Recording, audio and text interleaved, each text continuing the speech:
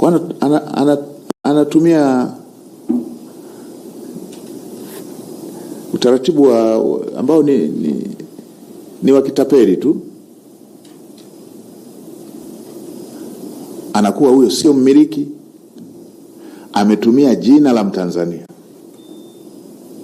Kwa 100% ya manufaa ambayo tulisema yagawanywe kati ya mgeni na Mtanzania anachukua yeye mwenyewe.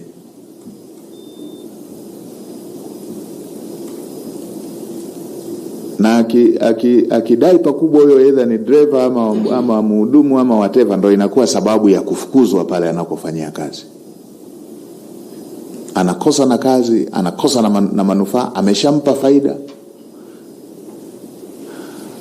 Kwa hiyo tunaweza tukawa na hesabu makampuni ambayo yanashiriki kwenye mradi mkubwa utaje wote, tukijua tuna 30% inahusu wa Tanzania, kumbe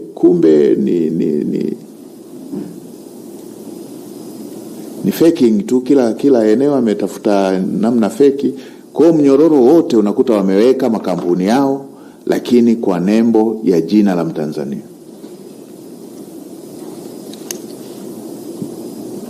Sasa wale wote ambao wamedanganywa wakatumia faking za aina hiyo, hebu tupeni taarifa, tuwalazimishe mnufaike na manufaa hayo ambayo nchi ilitakiwa inufaike na wananchi wake walitakiwa wanufaike. Hatuwezi tukaruhusu hizo janja hizo, yani watu wakawa wanatufanya sisi wote ni Mheshimiwa Waziri, lugha ya kidiplomasia wasitufanye sisi wote wanaweza wakafanya njama za aina hiyo.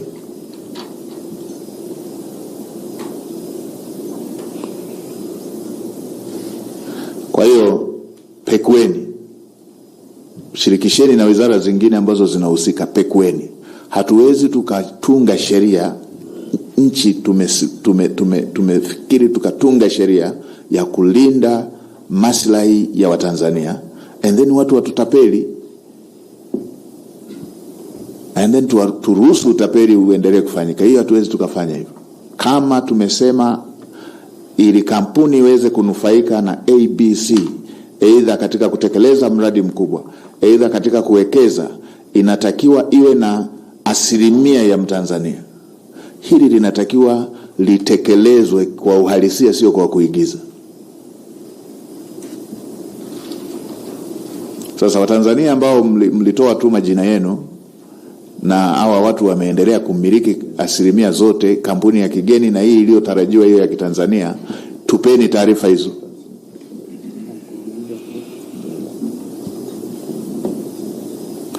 Tupeni taarifa hizo. Hatujatunga sheria kwa ajili ya kuigiza. Tunataka tujenge uchumi wa Watanzania, tujenge makampuni ya Kitanzania.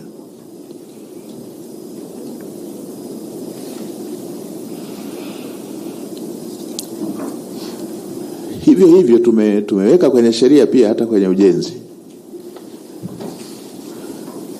tumeweka, mpaka kwenye ujenzi maeneo mengi tumeweka sheria hizo, kwamba hata kampuni ya Kitanzania sasa inaweza ikapata mradi na yenyewe ikaweka subcontractor mgeni. Sasa tupekue maeneo hayo ambayo tumeweka sheria, lakini watekelezaji wameenda kufeki sheria ambayo sisi tumeitunga katika hatua ya utekelezaji. Kwa unakuta tumesema utekelezaji kampuni ya kigeni shirikiane na ya Kitanzania, wameenda kutumia majina tu, maeneo mengine wameweka majina, kampuni zote zinakuwa za kigeni. Kwa mnyororo ule wote unaenda kwa wageni na manufaa yale yote yanatoka nje ya nchi. Hii mradi kwa mradi tuiangalie. Na wale ambao wamedanganywa, tupeni taarifa kwa siri. Tupeni taarifa kwa siri. Kwa hili na lenyewe ni moja ya eneo ambalo twendeni tukaliangalie. Hatuwezi tukaruhusu, tumeweka kwenye sheria and then hawa watu mwisho wa siku wanatufanyia janja janja ili mnyororo wote wanufaike nao. Hii haiwezi kuwa sawa. Kwa hiyo Wizara ya Kazi, Wizara ya Mambo ya Ndani, Wizara ya Viwanda na Biashara, Pango na Uwekezaji, fuatilieni kimoja kimoja sheria inasemaje na wao wamefanya kitu gani. Na kule tunakosajili hawa watu, tusisajili kwa kutumia vyeti tu.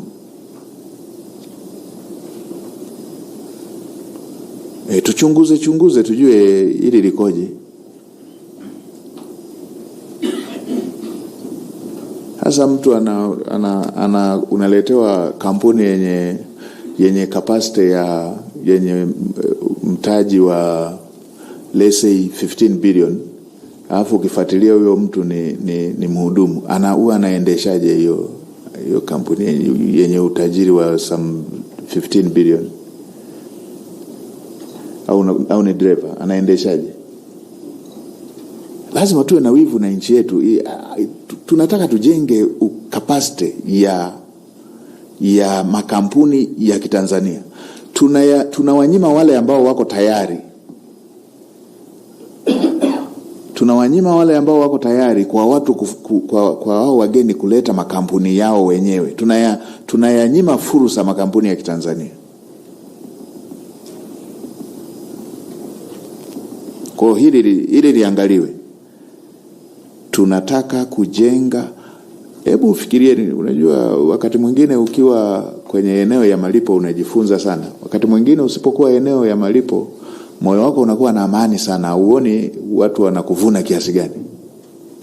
Fikirieni tangu tuanze kujenga kwenye barabara, tangu tuanze kujenga miradi ya maji, tangu tuanze kujenga miradi ya umeme, tangu tuanze kujenga, tajeni miradi yote.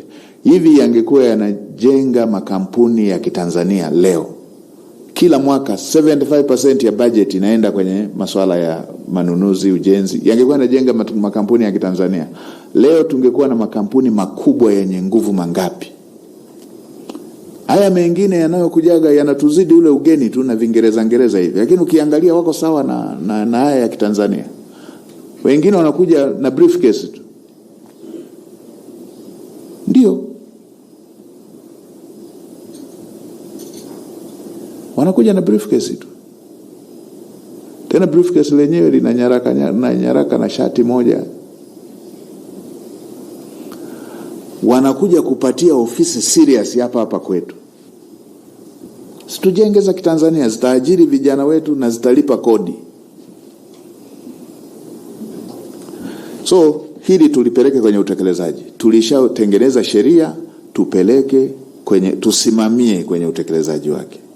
Tusimamie utekelezaji wake.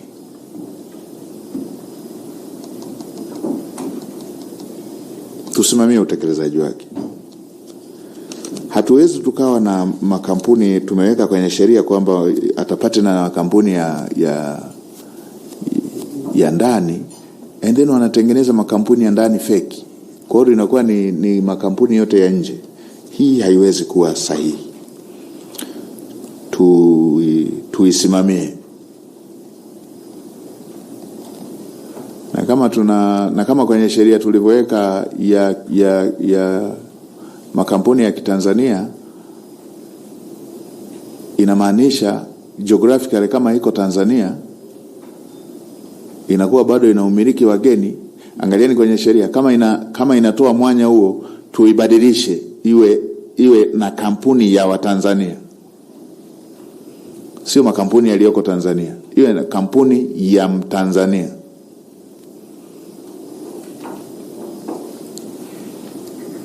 Kwenye makandarasi na kwenye kila eneo. Tujenge capacity ya Watanzania. Hii imekuwa kiu ya Mheshimiwa Rais, kuona makampuni ya Kitanzania yana take charge kwenye ujenzi wa nchi yetu. Na ndio maana kila wakati alikuwa akielekeza special fund kwenye malipo iende kwenye hayo makampuni ya Kitanzania ya ndani.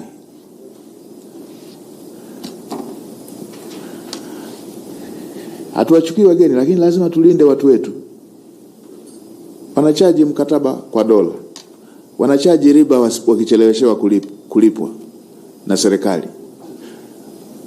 Wakilipwa wao wanachelewesha miezi 6 kuwalipa wazawa. Kwa nini hili lisitume?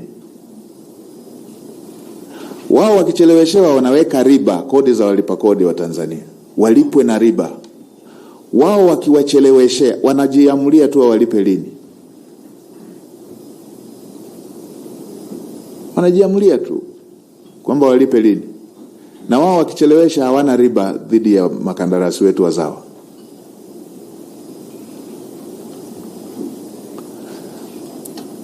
Hii Watanzania sio mnyonge ndani ya nchi yako hivyo kwamba kwa sababu umepewa subcontract na huyo ni mgeni, unajiona kama vile unafanya kazi na unafanya kazi na kwa sababu hilo neno limeshakataa kutoka, ngoja niliache hivyo hivyo. Kusema ukila ukimwona kwa kuwa ni mgeni unaona uko na mkoloni. Hapana, uko ndani ya nchi yako na una merits za kupata hiyo kazi. Hawawezi wakaichaji serikali riba wakicheleweshewa. Wanalipwa na riba kwa sababu imecheleweshwa. Wewe pia Mtanzania umecheleweshewa miezi 6. Haina riba. Na wengine kwa ajili ya kuweka mariba wanalipwa kila certificate inalipwa kila inapofika mwisho wa mwezi.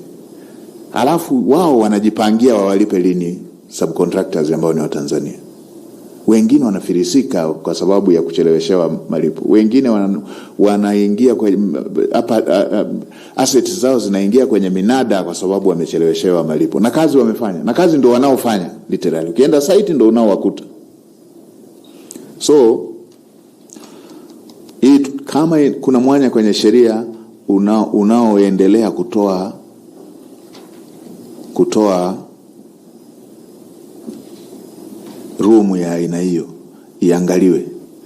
Kama main contract ina mambo ya riba, ina mambo ya namna gani, hiyo iende kwamba huyu akilipwa riba anatakiwa walipe riba na wale wa Tanzania aliyowacheleweshea. Mwagaidi watu wafanye hivyo, na wale wanaotoa hizo kazi wapeni wa Tanzania. Sheria sasa imesharuhusu, wapeni wa Tanzania na wenyewe ndo wawape kazi hao wengine. Yeah.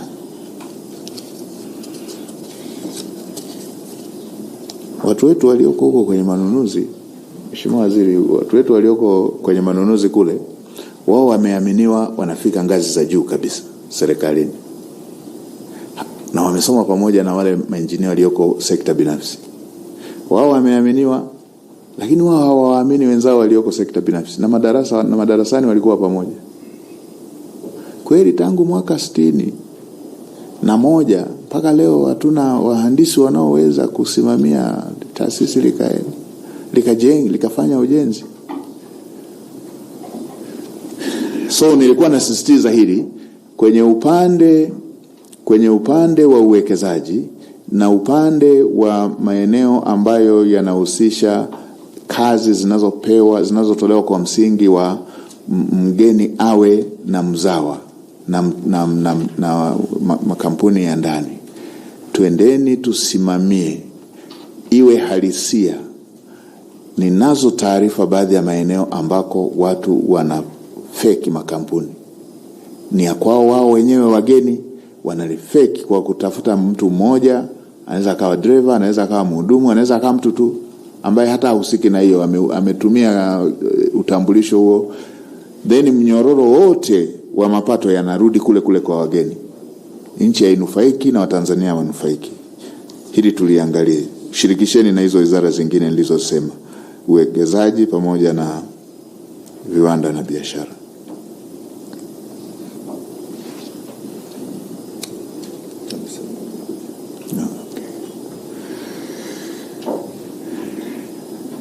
Sasa kwenye upande